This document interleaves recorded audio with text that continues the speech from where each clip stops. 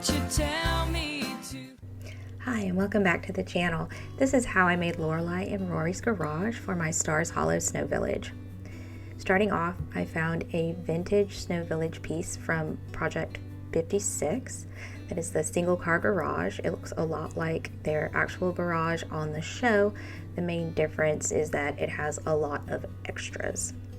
So I started off by taking the Krylon Primer in white and using short bursts so that I could prime the entire thing. This is really important to use the short bursts because even though it says that it will not drip, it will drip. So once I had the primer on there, I started painting using the Smart Matte Acrylic paints from Michaels. So as you paint the very first layer of paint, it's really not that important to make it look good. You're really just trying to get it on there and keep it on the white parts.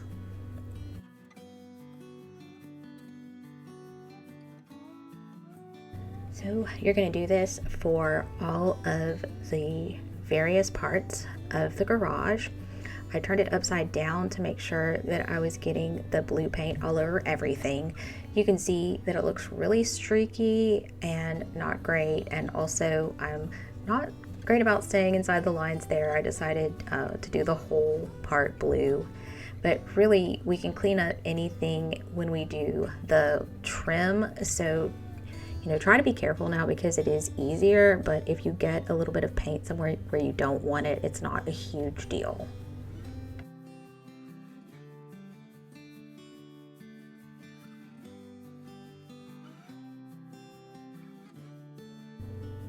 So painting the base of the blue, it took probably an hour and a half, I want to say.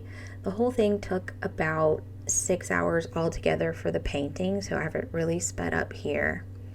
But this is just giving you an idea of how it's going on. It does look streaky, it doesn't look even, it doesn't look great, but this first coat really doesn't have to. So now you can see what the first coat looks like after it's dried, and I'm going back in and I'm just doing a second coat all over all of the places that I did the blue. So this is where it really starts to fill in those lines and the streaks and kind of make it more even. This satin paint from Michaels is kind of thin to begin with, so it is pretty forgiving.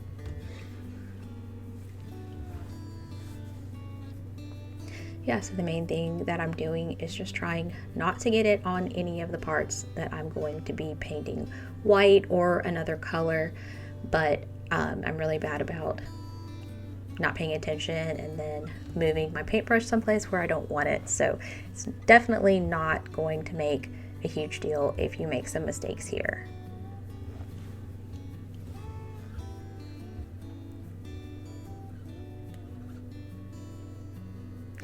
Yeah, so here's a close-up so you can see like how much blue I got onto the little tire and how much blue I got onto the shutters, just to give you an idea.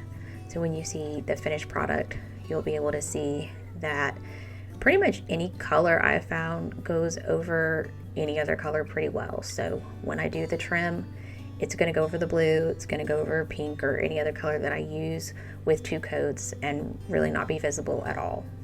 Alright, so once I had finished the second coat of the blue, I started with a medium gray on the shingles of the roof, and you can really see how thin this paint is just naturally on its own even after I shook it up pretty well.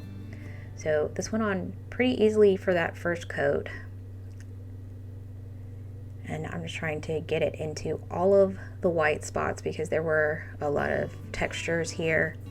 I'm just making sure that there's no white anywhere that I can see, even if it's not perfectly even. And then I did the same on the other side. On this one you can see that I'm kind of going around with a really thin brush around the parts that are blue or the parts of the snow that are going to be white that I really don't want to get any gray into. It's just a lot easier if you don't have to go back over things and try to cover up another color. So even though you can make mistakes, and that's totally fine, it does save time to not do that. So the shutters and the doors, I decided that I was going to make a bright pink color to kind of reference when the inside of the garage was used as Lorelai's special alone place after Luke took his boat. So again, you can see how this is not going on evenly. It actually looks really bad here. It's kind of amazing to me that it looks as good as it does in the final project. So yeah, just doing the pink. All right, so this is the part where the experimentation came in. This was the first piece that I did, and I decided I was going to do a black wash, which I had seen a lot of people that do miniatures here on YouTube do. So I made a mixture with paint and water and dishwashing soap, just like they say to do, and just tried to paint it in, especially into those cracks and crevices, to try to give it a more like three-dimensional, like realistic look. And you can kind of see already, like up at the top right hand side, that it's cracking the paint somehow. I'm not really sure what happened here. It was completely dry, so I don't know if it's just that it's water soluble or what, but you can see right up here where I circled it that it's just making these really bad looking cracks. So I didn't realize that at the time, and I continued that whole side with the black wash.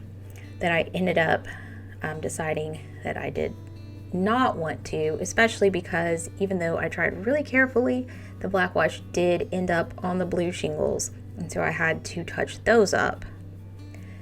So once I realized that it was cracking like that, I did decide to do a dry brush technique instead of doing the black wash on the other side. So with the dry brushing, I did that all over this side, and then I went back over to the side that I had done the black wash on and also did the dry brush there, just trying to make them look like the same color. So then I moved on to the tree on the side, and this one I must have either forgotten to record it or I lost the footage, because after I did this green color, I mixed up a green with a holographic white from Michaels that has some glitter in it. And then the second coat has some glitter in it. It does not show up really well, so I am thinking that even though the piece is technically finished, that I might go back through with a green glitter and just make it pop a little bit more. You know, the nice thing about snow villages is that they're usually pretty colorful, they're glittery, they're over the top, so you can really use your imagination. So now I am going over everything with a trim. It looks white on camera, but this is actually a fog gray. And I just wanted to have it be a little bit different than the white of the snow. So it has just got a little bit more of a gray to it than the white that I use on the snow. And here you can see how well the coverage is just in the first coat, going over all of the gray that I got onto the trim here.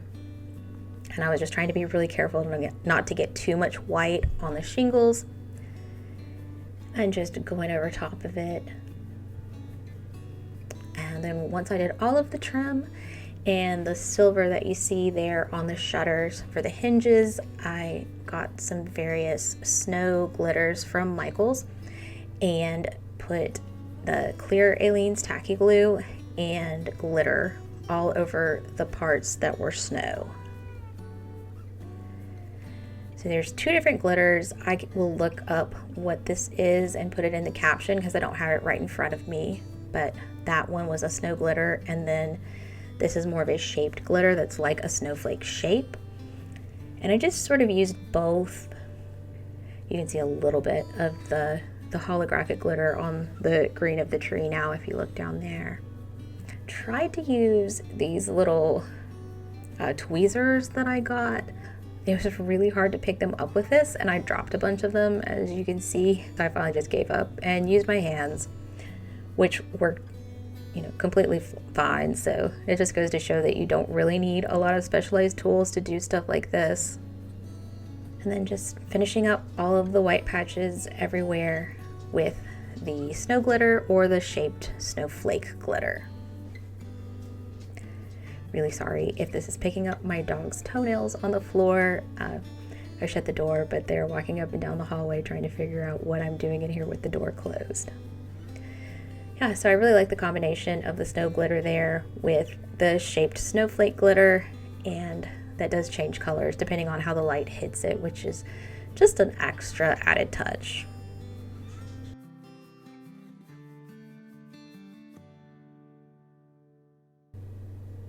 And I put a little bit of white down there on the corner. That's not one of the raised places, but I just thought it would be fun to have just like a little extra bit of snow there so it didn't look so perfect.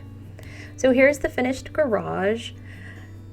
I apologize for the wobble of the Lazy Susan that I put it on. I was just trying to get something where I could show 360 degrees all the way around it, and it was much wobblier than I intended. So you can see how well the pink turned out. And then those little details, the silver of the axe and the hinges. And then a little bit of silver on the light and the yellow pop. Thank you for watching. I hope that you've enjoyed this. I do have a longer video, a paint with me video that is at 2 times speed. So it's about an hour long. And if you'd like to check that out just for more details and watching me paint. If you enjoyed this video, I hope that you will subscribe. Next, I'm working on Lorelai and Rory's house. And then after that, I'm going to start on Luke's. Thank you so much for watching, and I'll see you in the next video. Feeling lonely and so